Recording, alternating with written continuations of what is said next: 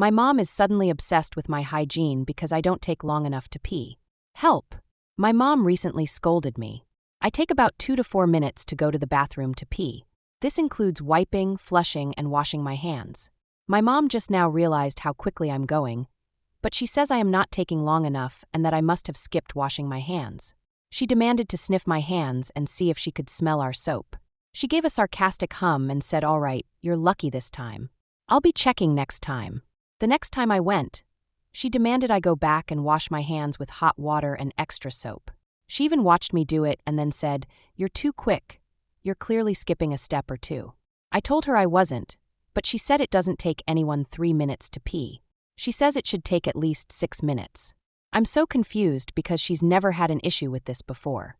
It has now escalated to wanting to sniff my hands after every bathroom trip, demanding I wash my hands twice, monitoring how much toilet paper I used, and also claiming I stink.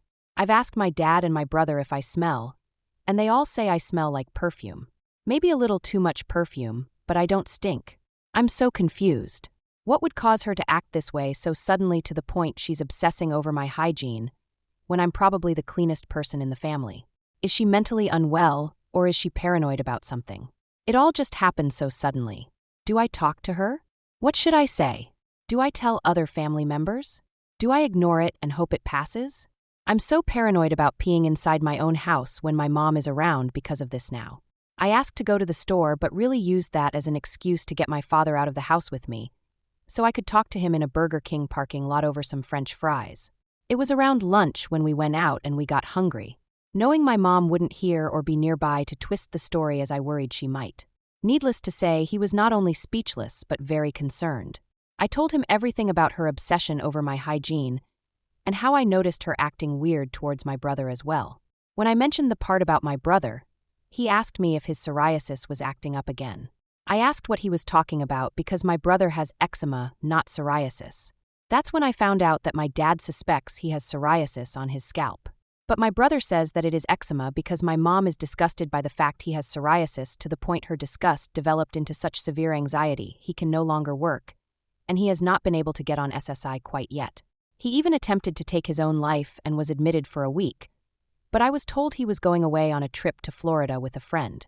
I feel so lost and confused with all of this. A couple days later, Dad sat us down and said he's noticed our mom abused us and hurt us more than he wanted to accept/realize. Because the rose-tinted glasses finally came off for all of us, he is going to divorce her. However, we are staying with our aunt on his side in the meantime while he breaks the news, as he's aware it will not end well. He's aware she needs mental health support and that she can be dangerous at times, as she's threatened to hurt him in the past. He doesn't want us there to witness it if it happens. So for now, we're with our aunt as I wait for the text from mom or dad that will tell me he's either spoken with her or served her the papers. My brother is handling all this as well as he can. He is autistic and change is difficult for him, but I am doing my best to help him as best I can alongside my aunt. As for me, I am managing. I have been journaling to vent my emotions and also to keep a record of things in case I may need it. I am also using it to explore potential abuse I have faced at the hands of my mother, seeing as there must have been things I considered normal that the public has seen as abnormal. My father is planning for us all to get therapy, but he wants to figure everything out before he can find us a therapist that is local and accepting our insurance. He has found us resources online if we need them, and I've been encouraging my brother to use them, but he is spending his days in bed gaming, only getting up to go for a walk alone around 9 p.m. to about 10:30 p.m.